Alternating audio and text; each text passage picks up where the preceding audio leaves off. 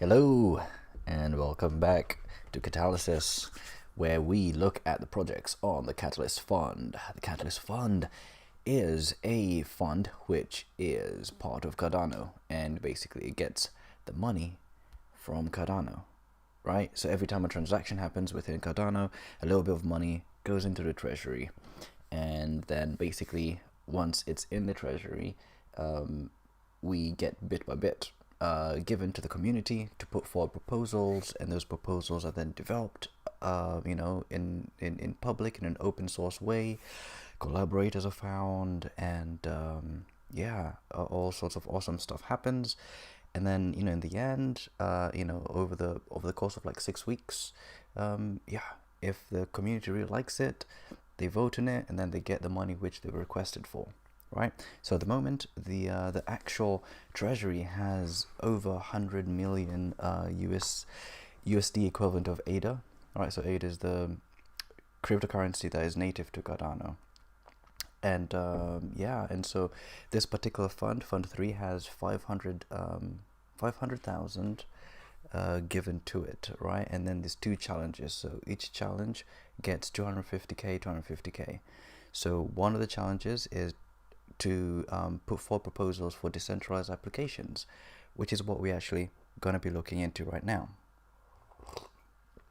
As you can see, the specific theme that we're going to be looking at are the proposals which have to do with healthcare. So we'll just actually quickly just jump into it. Boom. There's actually just two of them, and one of them is actually in reserve, but I thought it's actually just good to highlight these projects, because if you're someone who's not within the community, you might look at this and be like, oh, that's an interesting idea, I want to put forward a proposal, right? I want to go to cardano.ideascale.com, create an account, and be part of the community and actually put forward an idea. So hope this is going to be informative. Let's jump into it. So the first one is by Andre, and he has put forward a proposal which is called crowdfunding / decentralized autonomous organization open source pharma. The problem that he's looking to solve is pharma funding is heavily centralized. Many diseases lack treatments. Scientists trying to discover new treatments struggle to get funding. Okay, cool. Let's have a look at the solution that Andre is suggesting. Solution: open source decentralized drug discovery. The GitHub for drug discovery. With crowdfunding via augmented bonding curves and decentralized autonomous organization grants.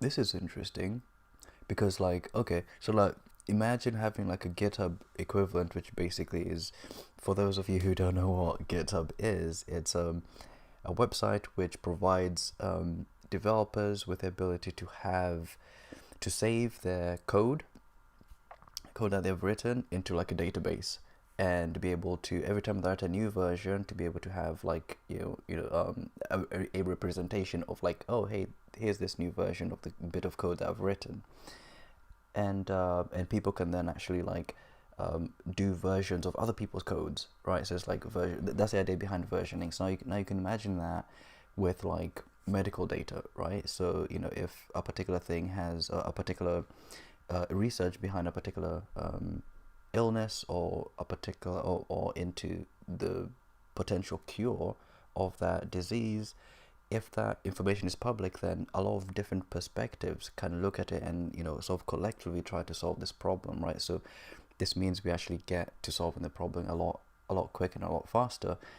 And also, I think in addition to what would be awesome about this idea is we can leverage sort of crowd intelligence, but in a sort of quite focused way, and sort of utilize the scientific method, or like peer review, right? Peer review is basically where people put forward a bit of research that they've done, and then basically peers, sort of esteemed folks within whatever domain, get to have a look at this piece of research, and in a sort of detached way they analyze it. They don't know who put it forward, right? They're just solely looking at the idea on its own merits. So creating an environment where, like, ideas can really not only be accelerated but also like be scrutinized and have like a much higher standard, I think will be really quite interesting. And so yeah, I'm excited about this, and yeah, I'm looking forward to seeing how this idea develops. I'm not entirely sure. Let's quickly jump back to see how much it's asking for. So wait, go away, come on, go away. Okay, there we go. 60,000 USD equivalent of ADA. 60,000. That's actually not that much. Wait, let's see what percent that works out to. Like, yeah. Oh, 24. Okay, that was a lot larger than I thought. But yeah, I think that actually sounds quite reasonable, especially for what this can actually represent once realized, especially now, because right, we're in the middle of a pandemic and we've seen how difficult it has been to actually research this particular disease, and to arrive at a cure, for lack of a better word, or vaccine. And then right now it's the whole like equitable distribution of it, right, which is now becoming a whole problem, where particular countries are having first dibs, and being able to buy not just a lot of the vaccines but a lot of them for cheap, which leaves other countries in a position where they're not able to get the vaccine, and then there's a whole bunch of ramifications that go along with that, right? Because if a disease is left alone to sort of fester in a particular region, it mutates, right? And chances of you actually containing that, even with travel restrictions, won't be possible. So like, it's a problem that needs to be addressed universally, as opposed to this kind of siloed way that has emerged. And ideas like this, and just decentralized approach takes away such centralized flaws. Moving on to the next one, Martinez75. He's back again. So this is the one that I said was in reserve. Okay, so it's by him, and the title is blood stem cell / bone marrow. So stem cell / bone marrow database. Problem: fast recording, tracking, and searching to provide a suitable donor. Okay, yeah, that would be interesting. Yeah, so like, donations and blood types, and yeah, that would actually, especially if it's like incentivized on top of that. Although like, there is the potential for like for abuse with it, or like, anyway, there's a particular book which is written, I forget what the hell the its title is, but it breaks down the sorts of things which don't work out too well if monetized, and things like blood. It compares, I think, the UK with the NHS, and America, who don't have sort of nationalized health, where there's the quality of blood which was being donated. I think in America is very different compared to, because they're being paid, is very different to say in the UK, where it's actually voluntary. You don't get paid to give blood. That was just one of the tests, and it sort of proved this point, that the particular things which actually, if you give money in exchange for, actually it works out a lot worse. You're a lot worse off for doing it than you were if you did not, and just sort of ask people to volunteer.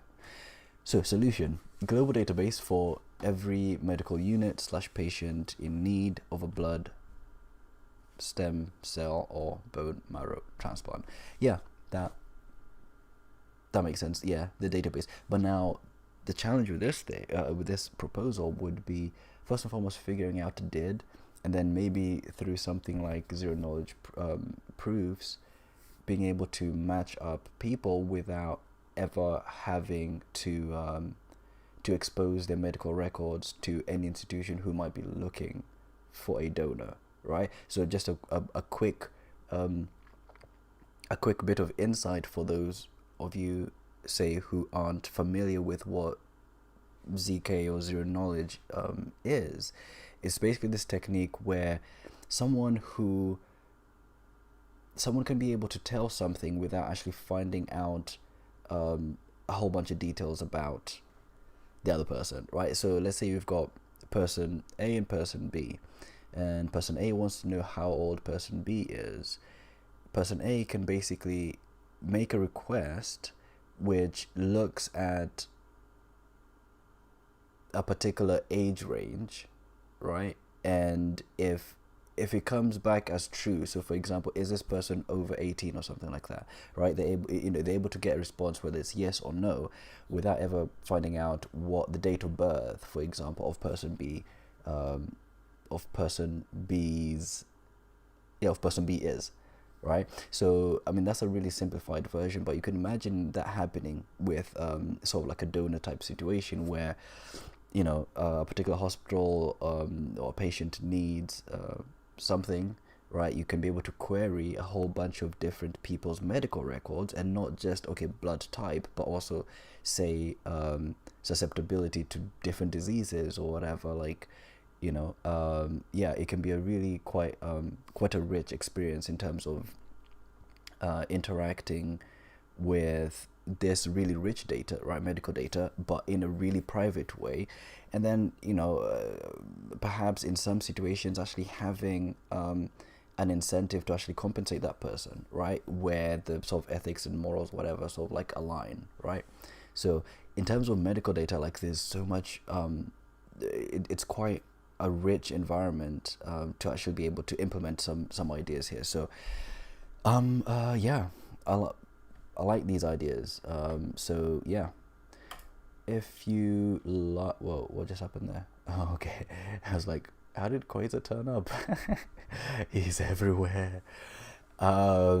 He's probably the one person who's still watching right now. Anyway, cool. Hope you found this insightful. Yeah, if you're a glutton for punishment, come back in a few. We'll be talking about a different project.